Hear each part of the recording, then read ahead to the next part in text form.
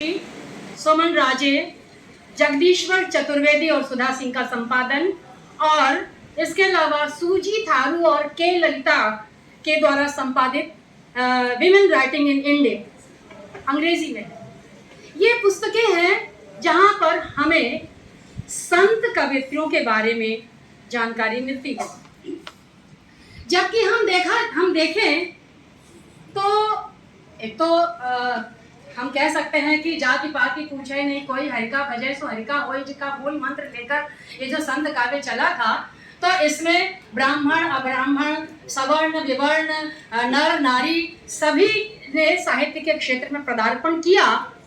और जिस काल खंड में अंधा हो तो भुजंग जैसे जुमले दिए गए, हम देखें तो उसी काल खंड में हम लोग संत और भक्त की बाउंड्री को खत्म कर चुके हैं। तो हम देखें तो राजस्थान में मीरा, तमिल में आंडाल, कन्नड़ में अक्क महादेवी, कश्मीर में ललित, मिथिला में चंद्रकला, महाराष्ट्र में गोदा, महदम्बा, जनाबाई, बहिणाबाई, मुक्ताबाई, रेणाबाई, कान्होपात्रा, सोयराबाई, बहुत सारे नाम हैं। अगर भक्ति काव्य धारा के विभाजन के आधार पर हम देखें तो अकेले कृष्ण काव्य में गंगाबाई, सोन कुंवरी, वृषभान कुंवरी, रसिक बिहारी जिनको बनी ठनी जी के नाम से जाना जाता है, बांकावती, सुंदर कुंवरी, ताज बीबी, वीरा, छत्र कुंवरी बाई, स्वर्ण लली, समान बाई, ऐसे बहुत सारे नाम हैं। राम काव्य धारा की तरफ भी चले तो मधुर अली, प्रताप कुंवर बाई, तुलच राय, ये नाम है। अगर हम संत काव्य धारा के इस सीमित अर्थ, संकुचित अर्थ संकोच के आधार पर संत काव्य का अर्थ निर्गुण काव्य ले तो उस निर्गुण काव्य मिलता है। संग्रहालय में इनके पद संकलित हैं और किंगसन जी उसे प्रकाश में लाते हैं। पंचतत्व से निर्मित इस शरीर रूपी उद्यान में हम आपको ये उनके पदों का उनमें कितना भाव तत्व भी है और कवि तत्व भी है, फिर भी वो अभी भी हस्तलिखित रूप में पड़ी हुई है। इसके कुछ उदाहरण आपके सामने पेश करूंगा। केवल बोलने से नहीं होगा कि स्त्रियां हाशिए पर हैं, करने से। आप यह देखिए कि जो उमा है उनका काव्य तो कितना गहरा है, मर्म है, उनको काव्य का ज्ञान है। देखिए, एक रूपक की योजना करती हैं कि पंचतत्व से निर्मित शरीर रूपी उद्यान में प्रेम की पिचकारी और ज्ञान के गुलाल से फाग खेलने का एक रूपक बनाया है। ऐसा रूपक बहुत बिरला, बहुत सुंदर रूपक है। उनकी तीव्र अनुभूति और कल्पना शक्ति का परिचायक ये रूपक है। फिर भी वो अभी अंधकार में पड़ी हुई है, हस्तलिखित रूप में ही पड़ी हुई है। छंद आप सुनिए। ऐसा फाग खेले राम राय, सुरत सुहागण सम्मुख आए, पंच तत्व को बनो है बाग, जामे सामंत सहेली रमत फाग, जहाँ राम झरोखे बैठे आए आज, प्रेम पसारी प्यारी लगाए, जहाँ सब जन्म को बन्यो है, ज्ञान गुलाल लियो हाथ केसर गारोगा। बहुत सुंदर रूपक योजना उन्होंने की है। दूसरी कवित्री का नाम ज्यादा, एक कवित्री का एक छंद खाली उदाहरण बस जुमला थोड़ा सामने पेश करना है। हमारे विंध्याचल जी ने कहा ही है कि जिस तरह से एक छवि दिखा देना है, तो मैं खाली झलक दिखा रही हूँ। सूरत और शब्द साधना का एक झलक उनकी भी देख लीजिए। तो उमा की ही। तो हम आगे बढ़ते हैं अगली कवित्रियों पर। वो कहती हैं तारनहारी प्रभु, उनकी भक्ति भावना, उनकी कवित्व शक्ति को आप देखिए। जो तुम तारी संतन का हो मेरी समारत नहीं। भेदभाव अगर कर रहा हो तो ध्यान दो, नारी कह रही, नारी संत कह रही है, जो तुम तारी संतन का हो मेरी समारत नहीं। अधम उदारम नाम सुना हो, खुशी रहो मन में, मेरे मन में भी आ जाओ। तो वहां भी भेदभाव उनको बर्दाश्त नहीं है। इस तरह की बुलंद आवाज, बहुत समय अज्ञात समय है, लेकिन इनका समय माना जाता है कि लगभग। और एक बात मैं यहाँ बताना भूल गई, रामानंदाचार्य के 12 शिष्यों में से जो 2 महिलाएं हैं, पद्मावती और सुरसरी, उनके बारे में मैंने बहुत खोजने की कोशिश की और रामानंदाचार्य संस्कृत विश्वविद्यालय जयपुर में है। अभी वहां पर रामानंदाचार्य पर बहुत बड़ा सेमिनार हुआ था। मैंने वहां पर फोन करके पूछा कि क्या पद्मावती और सुरसरी पर रामानंदाचार्य विश्वविद्यालय में कुछ सामग्री मिलेगी। उन्होंने 2 दिन तक मेहनत की उन प्रोफेसर ने और अंत में हाथ जोड़ लिए, कहा कि मैडम आपने तो मेरे आंख खोल दिए, हमारी पूरी यूनिवर्सिटी में इस पर विज्ञान ही किसी का नहीं हुआ कि पद्मावती और सुरसरी पर भी काम होना चाहिए। कहीं कुछ भी उनको नहीं मिला। अगर सर आपको किसी को मिले तो हमें जरूर देंगे। हम चाहते हैं कि पद्मावती और सुरसरी के बारे में भी हम कुछ जाने, क्योंकि पद्मावती और सुरसरी के बारे में रामानंदाचार्य विश्वविद्यालय से केवल इतना बताया गया कि सुरसरी जी सुरसर्यानंद की पत्नी थी और पद्मावती पंपा की पत्नी। परिचय इतना ही, उमड़ी कल थी बेटा, तो किसको उठाना है। दूसरी कवित्री का नाम लेते हैं मुक्ताबाई। संत ज्ञानेश्वर की बहन के रूप में इनको जाना जाता है। मुक्ताबाई ने अभंग लिखे और हठयोग की साधना, सत्संग की साधना, उपदेशात्मक का, ये सारी चीजें, सारी कविता। हाँ, मुक्ताबाई का नाम महाराष्ट्र में चलता है। इनके बहुत सारे YouTube पे आपको इनके भजन, उनके अभंग सुनने को मिलेंगे। तो एक हम उनका अभंग, एक उनका जो उलटमासी है, उलटमासी लिखना, उलटमासी संत कवियों ने क्यों लिखी थी, इसके कारण के रूप में आप जाइए तो एक तरह से वो पंडितों को चुनौती देने के लिए भी उलटमासियों का प्रयोग करते हैं। तो पंडित मैं काशी का जुलाहा बूझा मोर ज्ञान, हठयोग जो उलटमासी का प्रयोग करते हैं तो चैलेंज है ज्ञानियों को। अब आप मुक्ताबाई का एक उलटवासी, मराठी तो मुझे नहीं आती, उतना अच्छे से हम नहीं पढ़ पाते, अंग्रेजी अनुवाद उसका मुझे मिला। उस अंग्रेजी अनुवाद को मैं आपके सामने पढ़ के सुना रही हूँ और उसका हिंदी अनुवाद भी बताऊंगी। An ant flew to the sky and swallowed the sun. Another wonder, a barren woman led a son. यानी कि चींटी उड़ी आकाश को और निगल गई सूरज। एक आश्चर्य और एक बांझ ने लड़का जना। अब यह के पहले कूद पीछे भाई भाई, चेला के मुंह कुर लागे पाई, पकड़ मिलाई मुर्गा खाए, बैल नहीं डाली घून घरी आई। हम लोग कबीर के उलटवासियों को पढ़ते हैं, बरसे कंबल भीजे पानी, मुक्ताबाई के उलटवासी। कहीं से किसी भी कवित्व के रूप में कबीर आदि संत कवियों से, जो ख्याति लब्ध संत कवि, हमसे किसी भी माने में कम नहीं। 2 लाइन उनकी और। A scorpion went to the underworld, set its foot on the शेषनाग's head. एक बिच्छू पाताल लोक गया और उसने शेषनाग के सिर पर पैर रखे। A fly gave birth to a kite looking on Muktabai law. एक मक्खी जन्मी, एक मक्खी ने चील को जन्म दिया, जिसे देखकर मुक्ताबाई हंस। निकालिए इसका, समझिए, बुझो मोर गया ना, मुक्ताबाई चैलेंज कर। पार्वती, ये पार्वती अगली एक कवित्री है। इनका उल्लेख मुझे जगदीश्वर चतुर्वेदी और सुधा सिंह के संपादकत्व में जो स्त्री काव्य धारा पुस्तक है, उसमें इनके 2-3 छंद संकलित मिले। संक्षेप में ही बात रखनी है, इसलिए केवल उदाहरणों के माध्यम से अपनी बात, खाली झलकी दिखाना है। मेरा उद्देश्य केवल झलकियां दिखाना है। सर, अभी नारी निंदा की बात हो रही थी।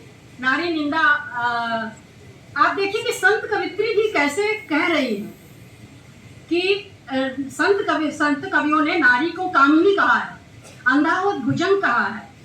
दरअसल जो साधना, धर्म साधना का क्षेत्र था, आप देखिए जो कौल संप्रदाय था, उस कौल संप्रदाय में क्या हो रहा था। हम लोग पहले समय समाज की पहचान किए बिना चूहा कान ले गया, बंदर कान ले गया, भालू कान ले गया, लेकर उड़ जाते। समझने की कोशिश करनी चाहिए कि इतनी क्रांतिकारी आवाज उठाने वाले संत कवियों ने नारी के कामिनी रूप की बात आखिर की क्यों। तो अगर हम उसके धार्मिक रूप में चले, धर्म साधना के क्षेत्र में चले, तो हम देखते हैं क्या कि जो कौल संप्रदाय था, उस कौल संप्रदाय में पंचमकारी साधना आ गई। फिर जो बौद्ध धर्म वज्रयान, मंत्रयान, महा आदि में बढ़ते बढ़ते आते वज्रयान तक आते आते जो पंचमकारी साधना थी उसको सैद्धांतिक रूप प्रदान कर दिया गया, उसे दार्शनिक रूप प्रदान कर दिया गया, जिसका समाज पर बहुत, जिसके कारण जितने मठ थे वो विलासिता के अड्डे हो रहे थे, जिसका दुष्प्रभाव पड़ रहा था। ये एक रूप है जो इसका सर्वप्रथम विरोध नाथपंथी करते हैं, गोरखनाथ करते हैं, और इसके सहज, इसी को सहज साधना कहा गया। और कबीरदास जी इसी को कहते हैं सहज सहज सब कोई कहे, सहज न चीन्हे कोई, जिन सहजय विषयात जी, सहज कहीं जैसे। सहज ये है, और ये सहज नहीं है कि इंद्रियों को सहज छोड़ दो भोग के लिए। ये एक धर्म साधना के क्षेत्र में ये वातावरण बना हुआ था। आप कबीर की साखियों को पढ़ें, साखियों के अंगों को पढ़ें, तो कहीं भी नारी के नाम पर कोई अंग नहीं है। कामी नर को अंग, एक अंग है कामी नर को अंग। तुलसीदास जी भी कामी ही नारी प्यारी, कामी ही नारी को इस शब्द का प्रयोग करते हैं। वो कहीं भी नारी को ही केवल दोषी नहीं ठहराते हैं। तो अब देखिए कि पार्वती है, जो वो कैसे, उन पर इसका प्रभाव कैसे पड़ा है, एक स्त्री भी कैसे इस चीज को समझ रही है और बोल रही है। वो कह रही है, वो साधुओं की परिभाषा वो देख रही होगी कि हमारे समय में कैसे साधु हैं, संत हैं, कैसे मठ हैं। तो वो एक स्त्री पार्वती जो है उसको देख करके अपने भाव व्यक्त करते हुए कहती है कि संत वो है जो धन जौवन की करे न आस, चित्त न राखे कामिनी पास, नाद बिंद जाके घट जरे, ताकि सेवा पार्वती। ये पार्वती कहती है। वो ये नहीं कहती है कि आप एक मुद्रा रखिए, एक स्त्री रखिए और सहज इंद्रियों को छोड़ दीजिए, वो संत है। ये तब समय, उस समय का जो धार्मिक या जो चक्र है उसको समझे बिना हम इन संतों के काव्य में नारी से के बारे में अभिव्यक्त बिंदुओं को नहीं समझ सकते। संत इंद्रावती ये प्राणनाथ जी की पत्नी थी। प्राणनाथ जी ने धामी पंथ की स्थापना की थी, और इनकी पंक्ति, एक दो पंक्ति बस सुना के इनकी कवित्व का एक झलकी आपको दिखाना चाहते हैं। विरह भावना संत कवियों में बहुत ही प्रधान तत्व है। इनकी एक विरह की पंक्ति है, सब तन बिरहे खैया गल गया लोहू मास, ना आवे अंदर बाहर या विधि सूकत सांस। बहुत सारी कविताएं हैं। संत कमाली कबीरदास जी की धर्मपुत्री थी। संत कमाली ने अस्पृश्यता और ऊंच नीच का विरोध अपनी पंक्तियों में दर्ज किया है। वो कहती है, सुनिएगा बहुत ध्यान से, तो क्या कहती हैं, सूता ओढ़न, सूत जुलाहा वर्ग के थे कबीर, और सूत से सब कुछ बना है। सूता ओढ़न सूता पहरन, सिर सूतन का भारा जी, और मड़का जनेऊ काटते ब्राह्मण, यह भी सूत महाराज। तो ये कमाली कह रही है। तो देखिए कि इनकी कविता में मानव धर्म है, मानव मूल्य है, विरोध की आवाज है। बहिणाबाई को एक उदाहरण देखिए। बहिणाबाई का नाम यहाँ एक दो बार आया है। अन्न दियो तब या रसी रसी नहीं जीवन पूजो भाव, तीर्थ यात्रा कछु नहीं जोड़ी कहा कहो न। तीर्थ यात्रा से कुछ नहीं होना है। अम्माबाई विस्तार से इसलिए नहीं जा रहे हैं क्योंकि परिचय देंगे तो समय जाएगा, हम तो खाली जल की दिखाने के लिए आते हैं, वरना पर्ची आ जाए। मोह रयो लपटाए लोभवश पड़ गया, जोड़िया 5-25 उठे घर गाड़िया, तेरी संगी नाम स्वार्थी लोग हैं, सुन संता की सीख भजन कर जो। संतों की सीख सुनो और भजन करो, बाकी भेदभाव करने से काम नहीं चलेगा, मोह में लपटाने से काम नहीं चलेगा। दयाबाई और सहजोबाई अपेक्षाकृत जाने पहचाने नाम हैं, चरणदासी संप्रदाय के थे। इनके यहाँ जैसे दादू और वगैरह के यहाँ गुरु की सत्संगति आदि पर चर्चा मिलती है, उस पर ऐसे ही दादू और ऐसे ही दयाबाई और सहजोबाई के यहाँ भी मिलती है, जिसको मैं यहाँ उद्धृत नहीं कर रही हूँ। दादू, क्योंकि दयाबाई और सहजोबाई पर बहुत पुस्तकें हैं, काम हो चुका है, अपेक्षाकृत अन्य कवित्रियों की अपेक्षा दयाबाई और सहजोबाई पर काम हुआ, इसलिए इनकी तो बहुत छोटी सी झलकी मैं पेश करूंगी। मानव धर्म की बात हो रही है, तो इन संत कवित्रियों ने मानव धर्म को कैसे परिभाषित किया है, सुनिए।